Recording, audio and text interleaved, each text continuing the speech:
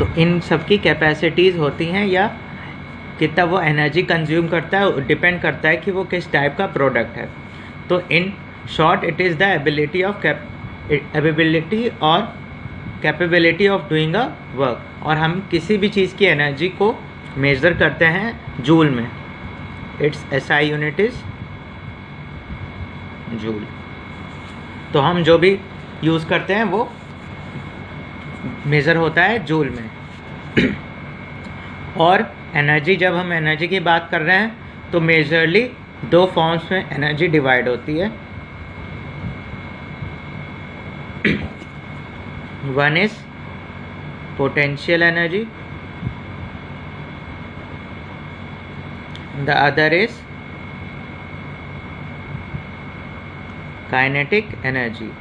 Potential energy and kinetic energy में difference होता है।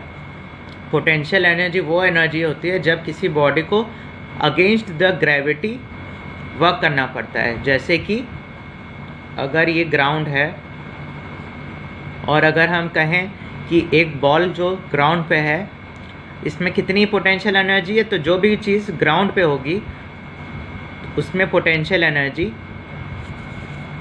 यहाँ पे देख लेते हैं। अगर ये एक स्टोन है वो ग्राउंड पे है तो इसमें पोटेंशियल एनर्जी जो होगी वो ज़ीरो होगी। और अगर हम उसे कहें कि अगर हमने वही स्टोन 5 मीटर की हाइट पे फेंका इन अपवर्ड डायरेक्शन, तो उसमें पोटेंशियल एनर्जी जो होगी इस पॉइंट पे जहाँ तक का वो ऊपर जा रहा है वहाँ पे पोटेंशियल एनर्जी उसकी मैक्सिमम होगी। ओके, उस पॉइंट पे पोटेंशियल एनर्जी उस ऑब्जेक्ट की, यहाँ पे जो हमने स्टोन लिया है तो वहाँ पे स्टोन की पोटेंशियल एनर्जी मैक्सिमम होगी। उसके बाद क्या होगा, यहाँ के बाद फिर वो वापस स्टोन नीचे आने लगेगा ग्राउंड पे। ओके, तो जिस पॉइंट तक का अगर स्टोन जाता है एकदम ऊपर और ये ऊपर जा रहा है मतलब अगेंस्ट द ग्रेविटी जा रहा है, अगर work done is against the gravity of the earth then it is set to be having a potential energy, तब उसमें पोटेंशियल एनर्जी होती है।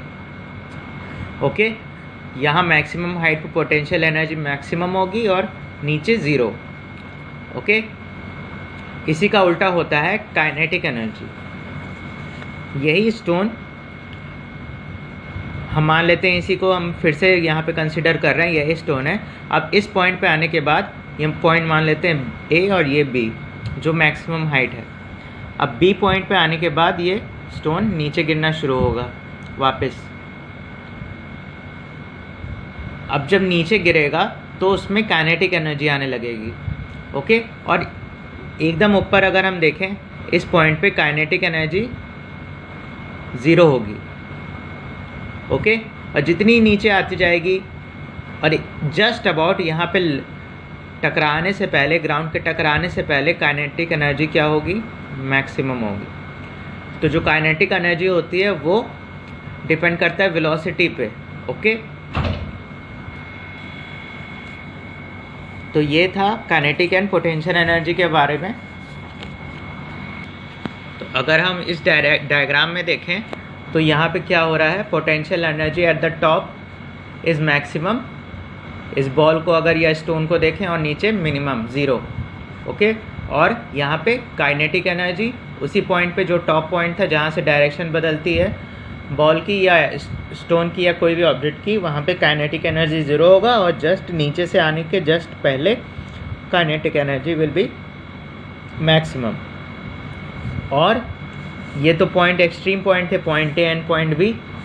एट द मिडिल अगर मान लेते हैं ये ऊपर 10 मीटर ऊपर तक गई है ये स्टोन, अगर हम ग्राउंड से माने कि 10 मीटर ऊपर तक गई है, तो अगर हम 5 मीटर पे देखेंगे तो क्या होगा, बीच में क्या होगा, potential energy will be equals to kinetic energy.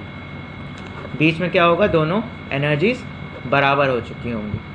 Okay,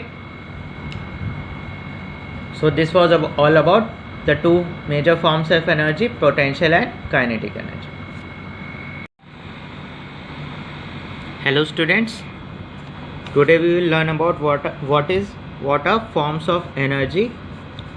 और अगर हमें ये जानना है कि फॉर्म्स ऑफ एनर्जी क्या होते हैं, तो हमें पहले ये समझना पड़ेगा कि एनर्जी किसे कहते हैं। एनर्जी क्या होती है? अगर हम एनर्जी को डिफाइन करें तो ये कह सकते हैं इट इज़ द एबिलिटी और capacity of doing a work. मतलब एबिलिटी और capacity of doing a work, कि किसी की क्या एबिलिटी है या कैपेसिटी है किसी काम को करने की। मान लेते हैं कि एक छोटा सा एग्जांपल लेकर के, एक छोटा सा एक साइकिल है और एक तरफ है बाइक। ओके, तो साइकिल और बाइक में हम एक जगह से दूसरी जगह पे जाना है तो किस फॉर्म में हम जल्दी जा सकते हैं? हमें पता है हम बाइक यूज़ करेंगे तो जल्दी जाएंगे, क्योंकि इसकी कैपेसिटी कम टाइम में जल्दी पहुंचाने की है और साइकिल की नहीं है। तो हम कह सकते हैं कि कैपेबिलिटी या कैपेसिटी बाइक की ज़्यादा होती है, साइकिल की कम होती है। ऐसे ही कोई भी बॉडी होती है उसकी एक एनर्जी होती है, जैसे आपका बल्ब है, फ़ैन है, ओके, एसी है, फ्रीज़र है,